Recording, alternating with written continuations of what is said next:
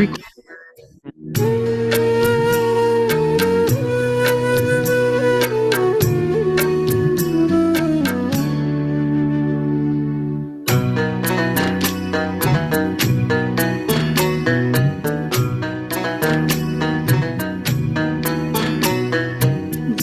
की यही लगन है, मन का यही कथन है। दिल की यही लगन है, मन का यही कथन है। प्रभु याद में खोए रहे हम आपकी तरह। ओ ब्रह्मा बाबा बन जाए हम आपकी तरह। दिल की यही लगन है, मन का यही कथन है। दिल की यही लगन है, मन का यही कथन है।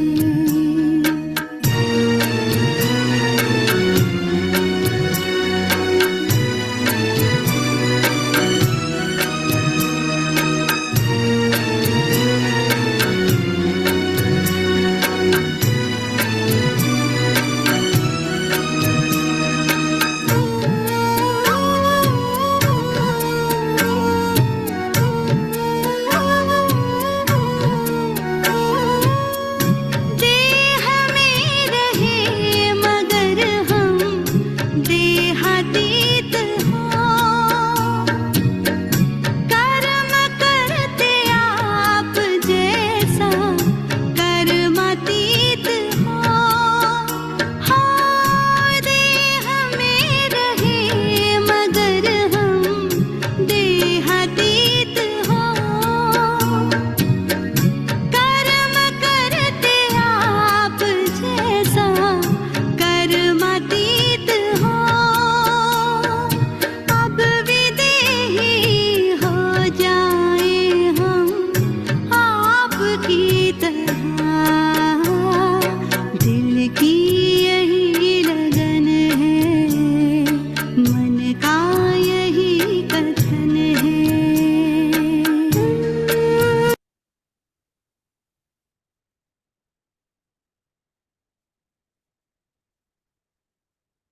ओम शांति।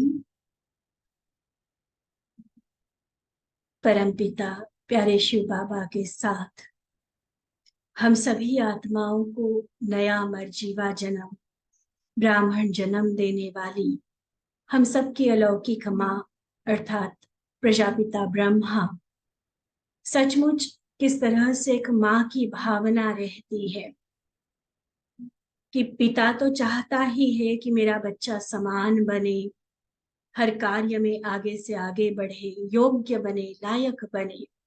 लेकिन उतना ही माँ की पूरी कोशिश रहती है कि जैसा पिता अपने बच्चे को बनाना चाहता है वैसा बनने में अपने बच्चे को पूरा सहयोग देती है।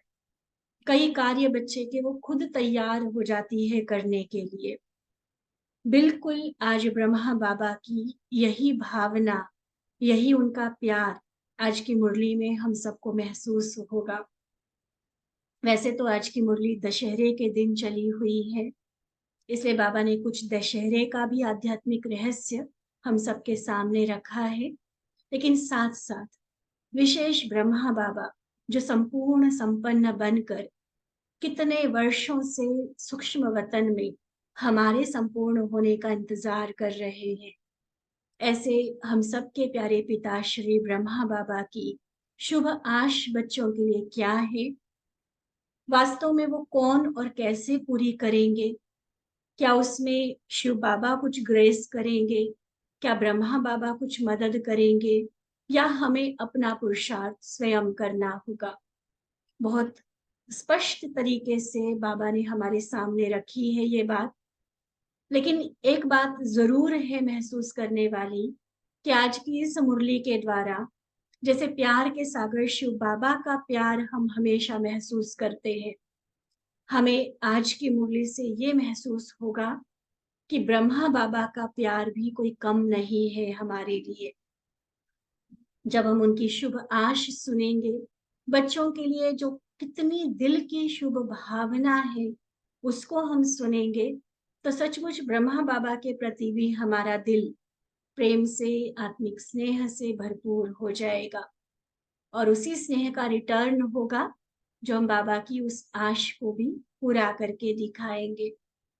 तो चले हम सभी प्यारे बाबा के सम्मुख अपने आप को अनुभव करेंगे, मधुबन निवासी बनकर अति समीप अपने आप को बाबा के देखते हुए बाबा के ये मधुर महावाक्य सुनेंगे।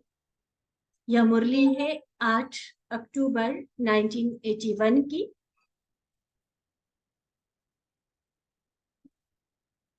जिसका सार है ब्रह्मा बाबा की एक शुभ आशा।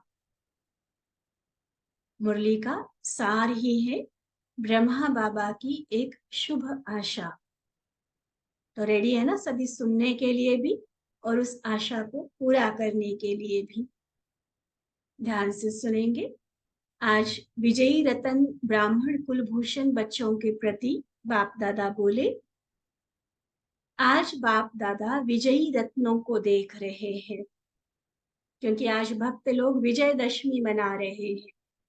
तो विजयदशमी अर्थात 10 विकारों रूपी रावण पर विजय प्राप्त करना, ऐसी विजयदशमी भक्तों का है जलाना और तुम बच्चों का है मिलन मनाना।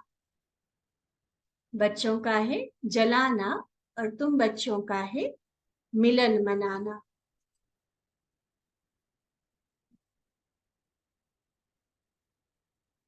बाबा कहते जलाने के बाद मिलन मनाना होता है।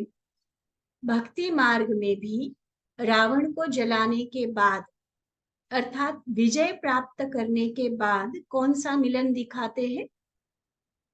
रामायण को याद करें हम, जब राम रावण पर विजय प्राप्त कर लेता है, लंका को जला देता है, उसके बाद जब अयोध्या वापसी का जो सीन दिखाया है, बाबा उस सीन को याद करा रहे हैं। कौन सा मिलन दिखाते? भक्ति की बातों को तो अच्छी तरह से जानते हो ना। रावण समाप्त होने के बाद कौन सी स्टेज आती है? उसकी निशानी दिखाते भरत मिलाप।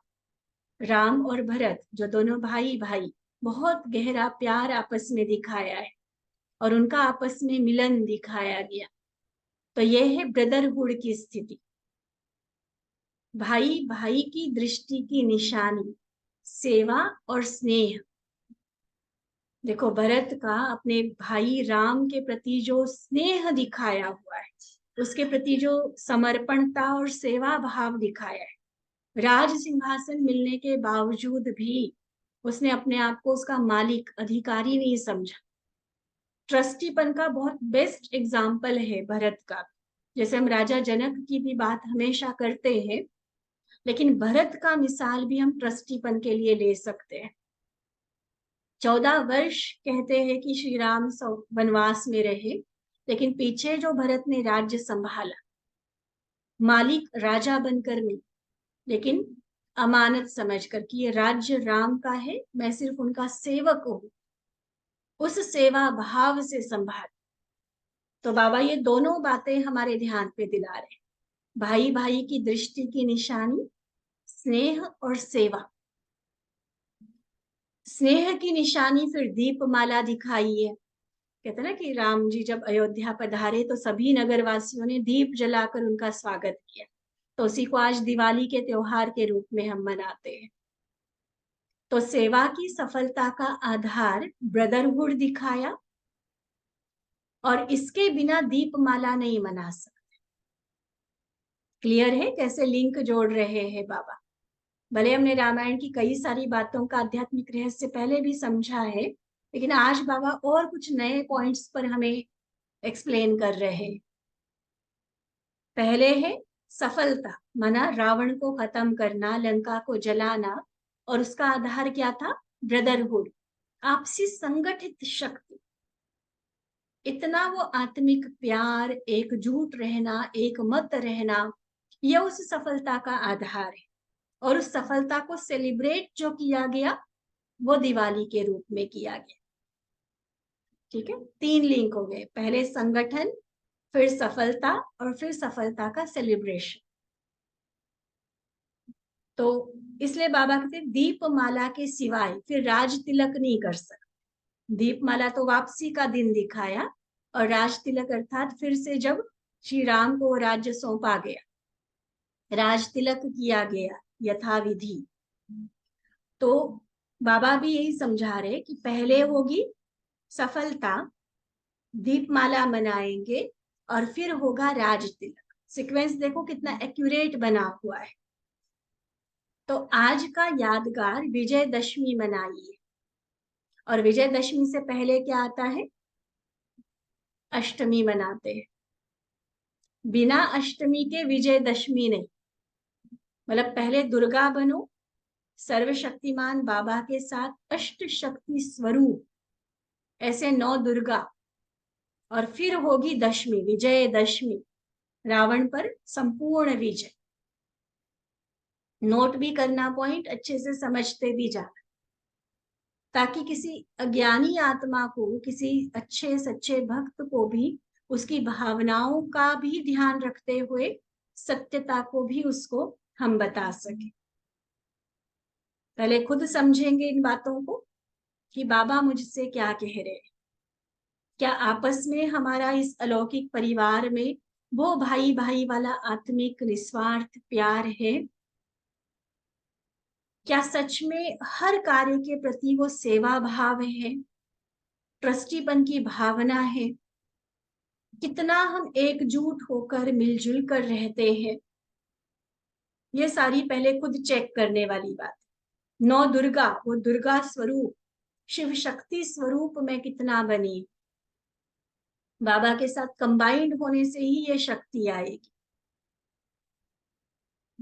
तो ये हम सारा देखते चेक करते जाए कि हम ये सुनकर तो खुश हो जाते कि अच्छा ये हमारा ही यादगार है, लेकिन जो मेरा यादगार है मैं चैतन्य में उतना कैसे, कितना बनी हूं, कितना वो स्वरूप मेरा अब बन चुका है या बनना बाकी है, कहाँ कमी है।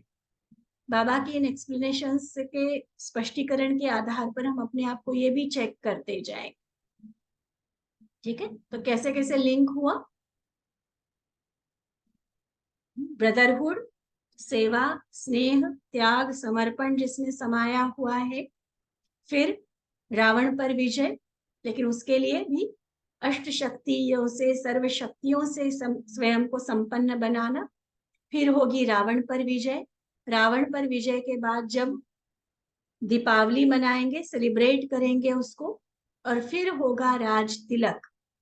संपूर्ण दुनिया, विश्व का राज्य हमारा हो जाएगा, जिसको नाम उन्होंने दिया अयोध्या, जहां फिर किसी तरह के युद्ध की आवश्यकता नहीं होगी। ना अड़ोसी पड़ोसी का युद्ध होगा, ना व्यक्तियों का, ना देशों का, ना धर्म, ना जातियों का, और ना ही रावण के साथ युद्ध की आवश्यकता होगी।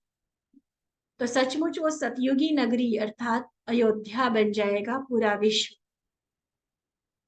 ठीक है, पूरा लिंक नोट भी करे, समझते भी जाए। तो बाबा पूछते कहां तक पहुंचे, अलग स्टेप बाय स्टेप सारी प्रोसेस बताई। अब पूछते कहां तक पहुंचे। अष्टमी मनाई है, सभी 9 दुर्गा बन गए हैं, अष्ट शक्ति और एक शक्तिवान, फर्क रहेगा ना उसमें।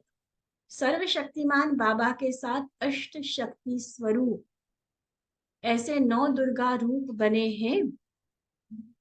दुर्गा अर्थात दुर्गुण समाप्त कर सर्वगुण संपन्न,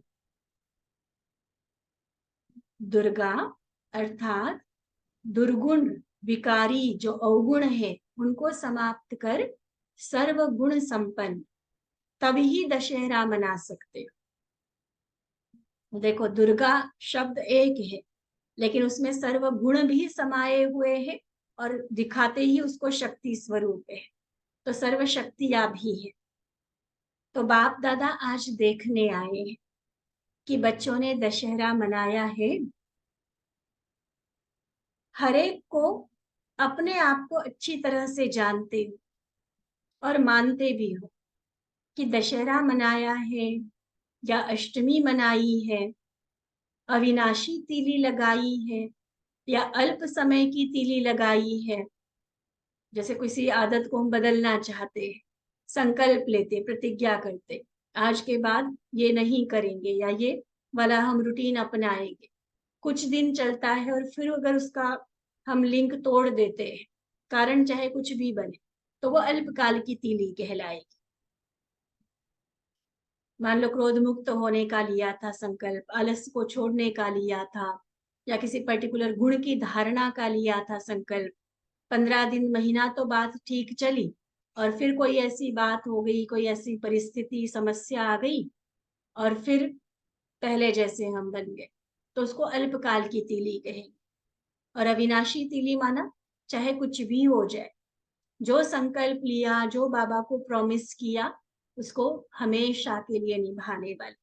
अगर एक बार कोई अवगुण दुर्गुण छोड़ दिया तो बस छोड़ दिया माना खत्म, दोबारा जागने की बात नहीं। इसलिए बाबा फिर पूछते, अविनाशी तीली लगाई या अल्पकाल की तीली, टेम्पररी परिवर्तन है या परमानेंट? रावण को जलाया है, रावण के सर्व वंश को जलाया है, रावण को समाप्त किया है या रावण राज्य को समाप्त किया है? आज वतन में ब्रह्मा बाबा की रूह-रिहान चल रही थी। किस समय?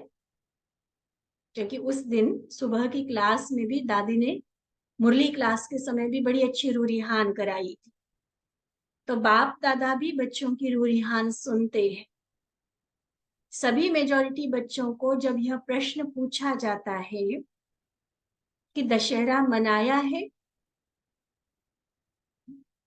दशहरा मनाना मना दुनिया की रीति से नहीं, जो अभी बाबा ने एक्सप्लेन किया कि पूरे रावण को, रावण के वंश सहित, रावण के राज्य सहित खत्म करना माना दशहरा मनाना। अब ये प्रश्न जब भरी सभा में पूछा जाता है तो बच्चों का जवाब क्या रहता है? अभी भी अपना अपना जवाब देखो क्या है, क्या जवाब देते बच्चे? दशहरा मना लिया? तो बच्चे न ना में हाथ उठाते, न हाँ में हाथ उठाते। यही हाल है ना सबका,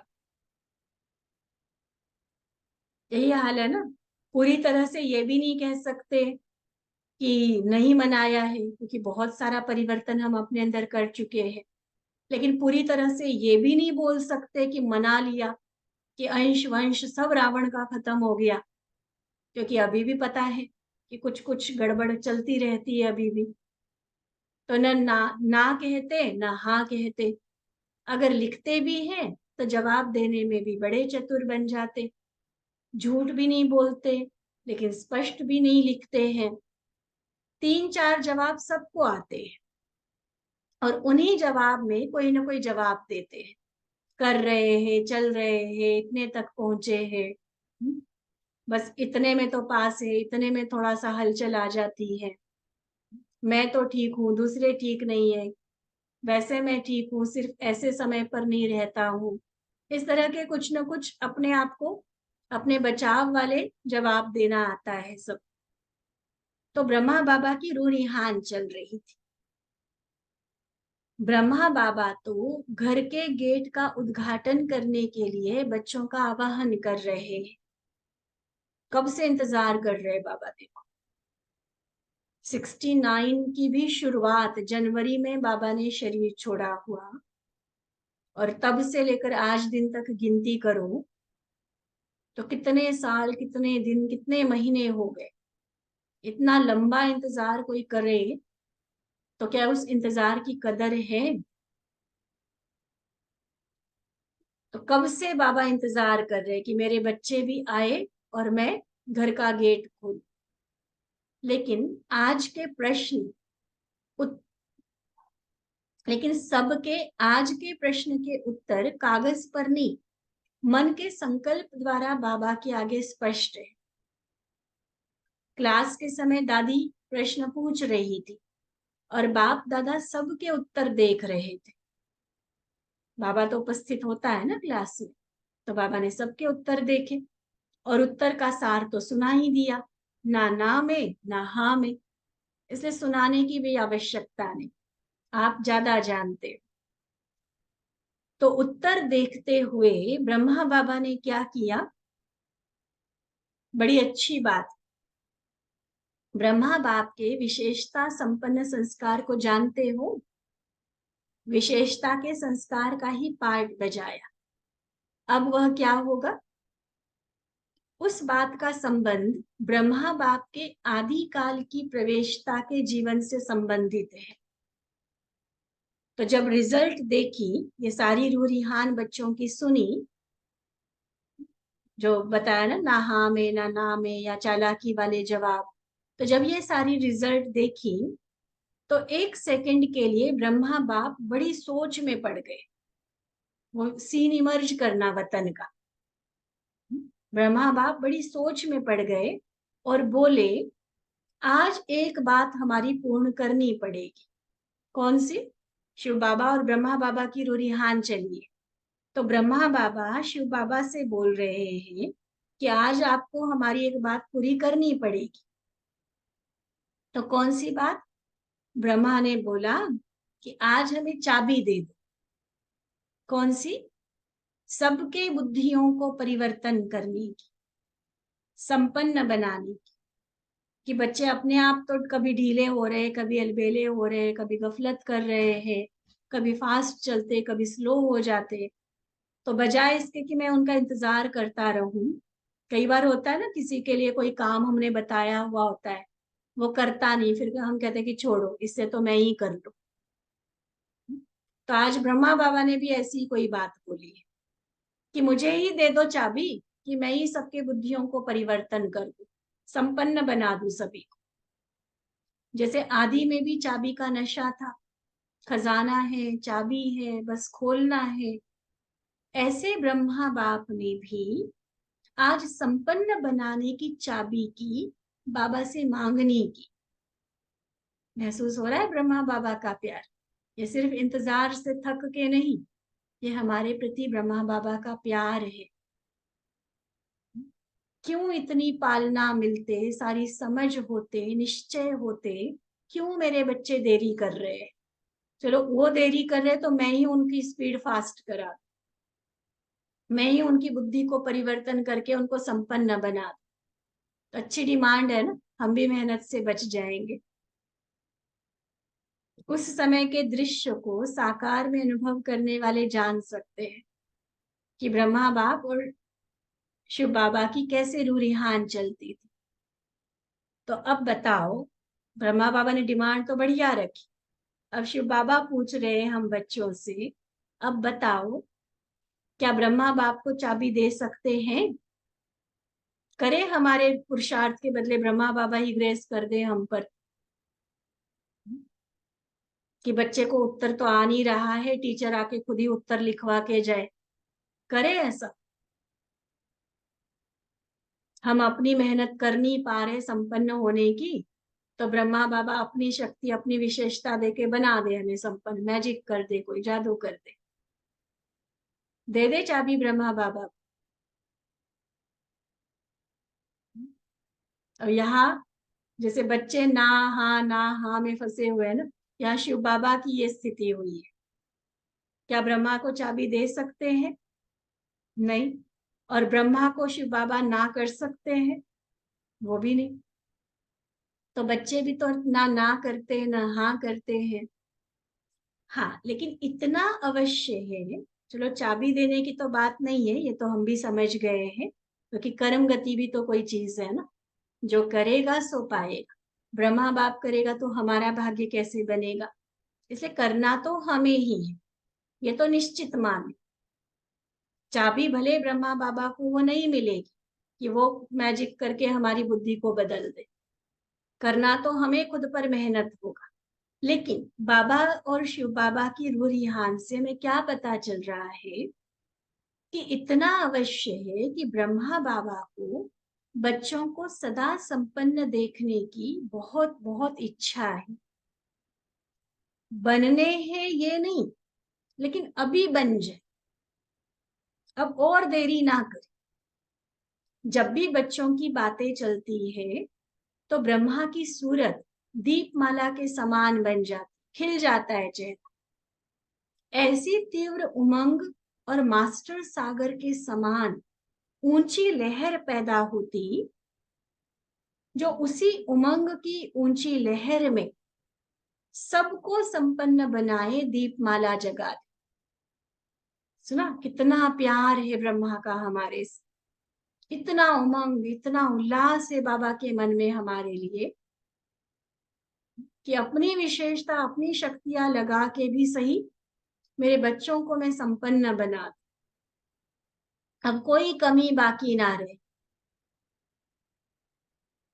बाबा कहते ब्रह्मा को एक बोल जन्म से ही अच्छा नहीं लगता। वो कौन सा? जिन्होंने भी ब्रह्मा बाबा की जीवन कहानी, उनके अनुभव पढ़े हैं, या अपने हिसाब से भी जो गेस कर सकते हैं, बताओ। ब्रह्मा को एक बोल जन्म से ही अच्छा नहीं लगता, अपने कार्य में भी वह अच्छा नहीं लगता। वो कौन सा? न अपने कार्य में अच्छा लगता, न बच्चों के कार्य में। कब कर लेंगे? बाद में कर लेंगे, अभी हो जाएगा, ये हो जाएगा, फिर कर लेंगे, फिर कर लेंगे। तो ये जो कब कर लेंगे शब्द है ना, ये शब्द अच्छा नहीं लगा। हर बात में अब किया और कराया। जैसे सेवा के प्लान में, स्वपरिवर्तन में देखो, अभी अभी जाओ, अभी अभी करो। ट्रेन का टाइम थोड़ा है तो भी जाओ, कपड़े भीगे हुए हैं तो भी उठा के ले जाओ। ट्रेन लेट हो जाएगी, लेकिन बाबा टाइम अब कहा है तो अब वो करना है। बच्चों ने खुद भी अब किया, बच्चों से भी अब कराया। फिर कर लेंगे, हो जाएगा, बाद में कर लेंगे, ये नहीं। तो क्या संस्कार रहा? अभी अभी। कब नहीं, लेकिन अब। देखो, चाहे स्व परिवर्तन की बात है, चाहे समर्पण होने की बात है। बाबा के पास तो आगे 5 साल के और प्लान बने पड़े थे, बिजनेस के विस्तार करने के, और न जाने क्या क्या प्लान्स थे। लेकिन जैसे ही शिव बाबा ने साक्षात्कार करवाया, ये बोला कि तुम्हें अब मेरा कार्य करना है, मैंने तुम्हारे द्वारा नई दुनिया की स्थापना करनी है। टाइम लगाया ब्रह्मा बाबा कि नहीं, तुम 5 साल बाद आना, 5 साल का तो मेरा प्लान पहले से फाइनल है, तो तुम 5 साल बाद आना, तब तक मैं अपना सारा प्लानिंग पूरी कर लूं, उसके बाद मैं समर्पण हो जाऊं, उसके बाद सारा जो भी पुरुषार्थ करना है, स्वर्ग स्थापन करना है, वो कर लूं। 100 साल में 5 साल कम भी होता है तो क्या फर्क पड़ेगा? क्या ये लॉजिक रहा कुछ ब्रह्मा बाबा? तुरंत दान महापुण्य, सर्वस्व समर्पण कर दिया। और इसी तरह से खुद के अंदर भी परिवर्तन। जो जो शिव बाबा ने कहा, बाबा ने कहा और ब्रह्मा बाबा ने किया। और इसी तरह से फिर बच्चों को भी सेवा के कार्य में इसी तरह से अब माना अब, उसमें कब वाली बात नहीं आनी चाहिए। तो जैसे ब्रह्मा बाबा की विशेष भाषा अभी अभी की सुनी, ऐसे आज भी वतन में अभी अभी होना चाहिए, यही भाषा चल रही थी। तो उसमें भावना देखें हम ब्रह्मा बाबा की, कितनी गहरी शुभ भावना है हमारे लिए कि मेरे बच्चे और दुख तकलीफें क्यों भोगे, क्यों अभी भी माया के राज्य में रहे, क्यों उनको युद्ध करनी पड़े। बस बन जाए ना संपन्न, अभी अभी बन जाए, अभी अभी घर का गेट खोले हम, सबको मिल जाए मुक्ति, जीवन मुक्ति। कोई दुखी ना रहे, कोई अशांत ना रहे। कितनी गहरी शुभ भावना, देखो कितनी बेहद की भावना। एक तो ये रूनिहान बाबा ने सुनाई। आगे बाबा कहते एक और हंसी की बात सुनाते हैं। वो क्या होगी? क्या होगी कि ब्रह्मा बाबा स्वयं संपन्न होने के कारण ये नहीं देख सकते कि बच्चे कब कब क्यों करते हैं।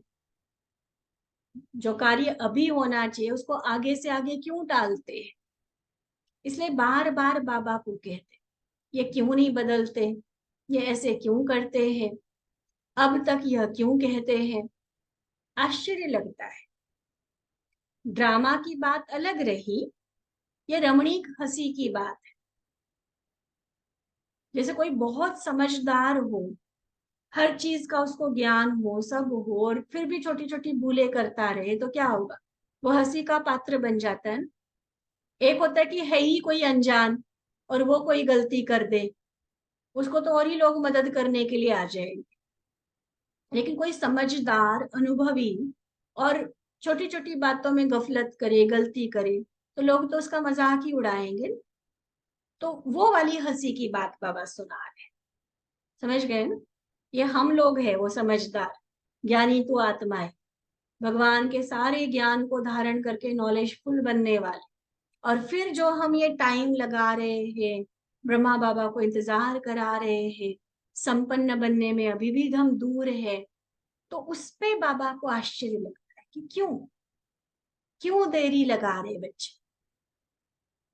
ऐसे नहीं कि ड्रामा को नहीं जानते हैं, पता है ड्रामा अनुसार समय पर ही होना है सब कुछ, लेकिन फिर भी स्नेह के कारण देख देख बाप से रूरिहान करते हैं, हंसते हैं।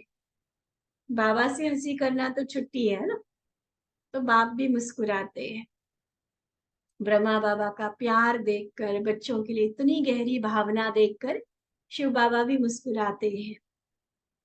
तो तो क्या पूछ रहे हैं आगे बाबा, ये जो संपन्न बनने की बात है, क्या होगा फिर, ब्रह्मा बाबा करे हमारे लिए या शिव बाबा करे या हमें करना है। आज तो समझ ली ना, ब्रह्मा बाबा क्या चाहते हैं, यह तो जान लिया ना।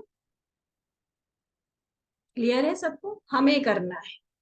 तो बाबा कहते अब मुक्त बन, मुक्ति धाम के गेट को खोलने के लिए बाबा के साथी बन। ये है ब्रह्मा बाप की बच्चों के प्रति शुभ आशा। जो आज की मुरली का हेडिंग आया था कि क्या है शुभ आशा, मुक्त बन, मुक्ति धाम के गेट को खोलने के लिए बाप के साथी बनो। यह है ब्रह्मा बाबा की बच्चों के प्रति शुभ आशा। तो पहले ये दिवाली मनाओ, बाबा के शुभ आशा का दीपक जगाओ। इसी एक दीपक से फिर दीप माला स्वतः ही जग जाएगी। समझा, क्लियर हुई बाबा की बात। अच्छा, फिर भरत मिलाप का भी रहस्य सुनाएंगे।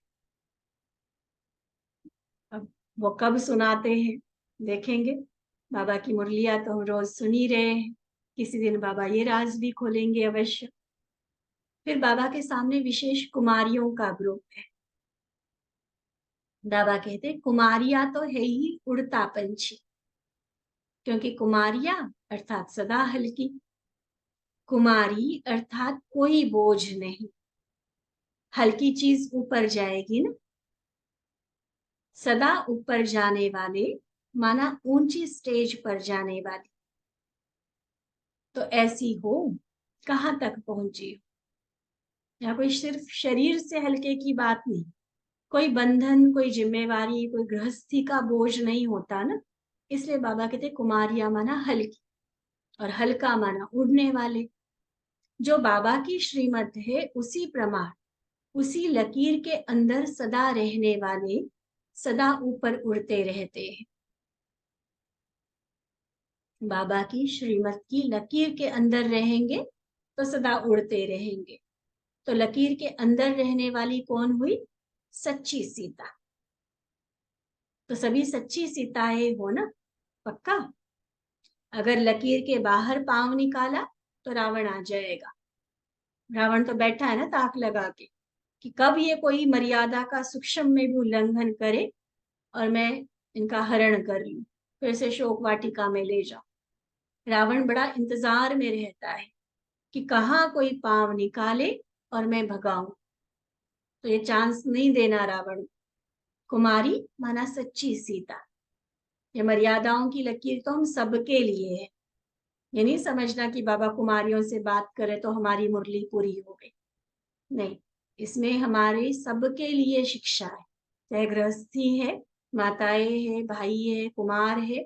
मर्यादा की लकीर तो बाबा ने हम सबको दी है, और आत्मा के नाते तो वैसे भी हम बाबा की सच्ची सीताएं हैं। तो मर्यादा की लकीर के, लक्ष्मण रेखा के अंदर रहो, यहां से बाहर जाकर बदल नहीं जाना, क्योंकि मधुबन में वायुमंडल के वरदान का प्रभाव रहता है। यहाँ एक्स्ट्रा लिफ्ट होती है, और वहां घर परिवार में जाएंगे तो मेहनत से चलना पड़ेगा। तो कुमारियों को देखकर तो बाप दादा को 1000 गुना खुशी होती है, क्योंकि कसाईयों से बच गई, विकारों में गिरने से, गौ हत्या होने से बच गई ना, तो खुशी होगी ना। अच्छा, अभी पक्का पक्का वायदा करके जाना। फिर पांडवों से, भाइयों से बाबा बात कर रहे हैं। बाबा पूछते, सभी पांडव शक्ति स्वरूप हो ना? शक्ति और पांडव कंबाइंड हो। सर्वशक्तिमान के आगे शक्ति बन जाते, और पार्ट बजाने में पांडव। बहुत गहरी बात। सर्वशक्तिमान शिव बाबा, वो मेरा परम साजन और मैं उसकी सजनी। शिव की शक्ति हूं मैं। यहाँ शरीर का मेल, पुरुष पने का भान कंप्लीट खत्म। ठीक है, सर्वशक्तिमान की मैं शक्ति। और फिर पार्ट बजाने में, क्योंकि कई सारे ऐसे कार्य होते हैं बाहर के अंदर के अनुभव के हिसाब से करने वाले, या शारीरिक शक्ति के आधार पे करने वाले, तो वो कई बार जो नारी शरीर में आत्मा है वो नहीं कर पाती है। तो पार्ट बजाने में, सेवा करने में पांडव। सर्वशक्तिमान को शक्ति बनकर याद नहीं करेंगे तो मजा नहीं आएगा। आत्मा सीता है और वो राम है। ठीक है, यहाँ पुरुष पने का ईगो कंप्लीट खत्म करना पड़ेगा। मैं आत्मा उस राम की सच्ची सच्ची सीता। तो इस पार्ट में भी बहुत मजा आता है। यही पार्ट सबसे वंडरफुल है संगम युग का। जो पांडव शक्तियां बन जाती और शक्तियां भाई बन जाती। मधुबन में देखा है ना, ऑफिस सारा बहनें संभाल रही है और भंडारा भाई। ये भी वंडर है ना संगम का। दुनिया के हिसाब से देखो, हर कारोबार में, डिसीजंस लेने में, प्रशासन में, या इवन धर्म सत्ता में भी मेजोरिटी क्या हुआ है, आज तक भाई आगे रहे, और माताएं सिर्फ घर बार संभालने, चूल्हे चौके, बच्चे संभालने तक सीमित थी। लेकिन बाबा ने क्या किया, सारा प्रशासन, सारा एडमिनिस्ट्रेटिव पावर, डिसीजन पावर सब बहनों को आगे किया, और भाइयों को उनका सहयोगी बनाया। दुनिया में माताएं सहयोगी होती है, करने में पुरुष आगे होता है। यहाँ बाबा ने बहनों को आगे किया और पुरुषों को, भाइयों को सहयोगी बनाया। तब बाबा कहते, ये वंडरफुल बात, पांडवों को शक्ति, शक्तियों को भाई बना दिया। तो इसमें भी क्या पक्का करा रहे बाबा, देह भान को भूल गए, क्योंकि आत्मा में तो दोनों ही संस्कार है, कभी मेल का कभी फीमेल का पार्ट तो बजाया है। लगभग लगभग हमारे आधे आधे जन्म होते हैं, मतलब 84 जन्म ले रहे तो 42 उसमें होंगे, 42 उसमें होंगे, इकट्ठे इकट्ठे नहीं, अल्टरनेटिव कोई भी कभी भी जन्म होगा हमारा। ठीक है, बिल्कुल ये भी नहीं कि एक मेल एक फीमेल, फिर मेल फिर फीमेल, ऐसा भी नहीं है। और बिल्कुल आधा पहले वो और आधा पहले, ऐसा भी। वो रिस्पेक्टिव रहता है हमारे कर्म के, हमारे संस्कारों के अनुसार। लेकिन ये जरूर है कि हर आत्मा दोनों तरह के शरीरों में जरूर रहती है। मेल और फीमेल दोनों पार्ट हर आत्मा जरूर बजाती है। ठीक है, और खासकर देवताओं के लिए तो हम ये कह ही सकते हैं, क्योंकि हमारे बहुत सारे जन्म होते हैं। हाँ, कोई बिल्कुल लास्ट में एक जन्म लेने वाली आत्मा होगी, उसकी हम बात नहीं करेंगे, हम अपनी बात करते हैं। हम सभी देवी देवता कुल की आत्माओं के कम से कम 64-65 जन्म तो हुए, और ज्यादा से ज्यादा 84 जन्म हुए। तो उतने जन्मों में कभी मेल कभी फीमेल, तो दोनों तरह के संस्कार है। लेकिन संगम पर मजा क्या है, बाकी जन्मों में क्या होगा, जिस शरीर में उसी हिसाब से पार्ट बजेगा। मेल है तो मेल वाला पार्ट, फीमेल है तो फीमेल वाला पार्ट, और यहाँ संगम पर क्या है, आत्मा में टिक जाते हैं तो ऑलराउंडर बन जाते हैं। मेल वाला पार्ट बजाना है तो भी ठीक है जी, उसमें भी परफेक्ट प्ले करके बजाएंगे, जो सेवा मिलेगी उसको करेंगे। और फीमेल वाला, बाबा के साथ जो एक शक्ति वाला सजनी वाला रिलेशन है, उसको भी फुल्ली एंजॉय करेंगे। ठीक है, तो संगम पर ये मजा है बस। आशिक बन माशुक को याद करना, चाहे शरीर पुरुष का है लेकिन भगवान की सजनी बनकर रहना, बहुत मजा है। करने वाले जाने इस मजे को। शक्ति बनकर सर्वशक्तिमान को याद करना, सीता बनकर राम को याद करना। देखो तीनों का भाव सेम है, बट बाबा ने अलग अलग शब्दों में बताया। आशिक बनकर माशुक को याद करना, शक्ति बनकर सर्वशक्तिमान को याद करना, या सीता बनकर राम को याद करना। फिर माताओं से बाबा बात कर रहे। शक्ति सेना सदा शस्त्रधारी है ना, शक्ति का श्रृंगार ही है शस्त्र। जो सदा शस्त्रधारी है वही सदा महादानी वरदानी है। तो शस्त्र सदा कायम रहते हैं। कोई हाथ में उठाने वाले स्थूल शस्त्र या हथियार की बात नहीं है, ये शक्तियों के शस्त्र, अलग अलग शक्तियां, वही हमारे अलंकार, हमारे हथियार है। तो क्या वो शस्त्र, वो शक्तियां सदा इमर्ज रहती है, कार्य में आती है? कभी कभी नहीं पूछ रहे बाबा, सदा। शक्तियों की तपस्या ने सर्वशक्तिवान को लाया, अब शक्तियों को सर्वशक्तिवान को प्रत्यक्ष करना है। हर कदम में वरदान देते जाओ, शुभ भावना से सबको वरदान देना है। फिर बाबा कहते सुख सागर के बच्चे सुख स्वरूप हो ना, तो सदा मिलन मेले की खुशी में झूलते रहते हो, खाते पीते चलते अशोक, अर्थात संकल्प मात्र में भी शोक व दुख की लहर न आए। खास अंडरलाइन बाबा के इस पॉइंट पर, अपना नाम रख लो अशोक, माना संकल्प मात्र भी शोक व दुख की लहर न आए, क्योंकि बच्चे किसके हैं? सुख सागर के बच्चे, सदा सुख स्वरूप, दुख को तलाक देने वाले। क्योंकि दुख की दुनिया में तो आधा कल्प रहे, अब तो सुख की बारी है। अब तो प्रारब्ध शुरू हो गई है हमारी, बाबा के बन गए ना, तो सुख के सागर में रहते दुख की आंच तक कैसे आ सकते? सुख का सागर मिला तो दुख काहेगा, तो सदा सुखी। यही वरदान बाबा से सदा के लिए मिल गया। करो अनुभव, बाबा का मेरे मस्तक पर हाथ, और बाबा मुझे वरदान दे रहे, बच्चे सदा सुखी भव। भगवान वरदान दे रहा है, किसी देहधारी का वरदान, उनका आशीर्वाद सफल हो न हो, लेकिन मुझे स्वयं वरदाता वरदान दे रहा है, बच्चे सदा सुखी भव। और एक बार अनुभव करो बाबा का वरदान, सदा सुखी भव। ठीक है, तो वरदान भी याद रखना और प्रैक्टिकल जीवन ऐसे बनाना।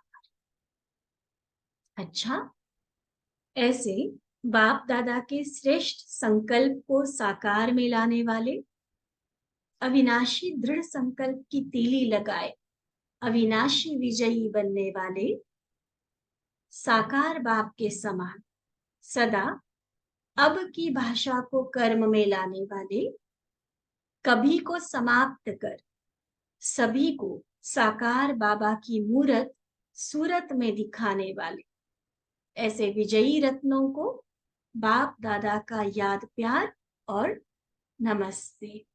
हम रूहानी बच्चों की रूहानी बाप दादा को दिल व जान सिक व प्रेम से नमस्ते नमस्ते नमस्ते जी। तो पक्का रहेगा बाबा की शुभ आशा। कब नहीं करो, अब। वैसे भी दुनिया में सफलता के सिद्धांत जब डिस्कस किए जाते हैं ना, तो उसमें एक आदत को बिल्कुल खत्म करने के लिए कहते हैं। कौन सी आदत? प्रोक्रास्टिनेशन, टाल मटोल की आदत। आज का काम कल, कल का परसों। तो इसको बहुत बुरी आदत माना जाता है, सफलता में बहुत बड़ी बाधा माना जाता है इसको। तो इसी आदत से छुटकारा दिलाने के लिए बाबा ने शब्द पक्का करा है, जो करना है सो करो अब। अब करो।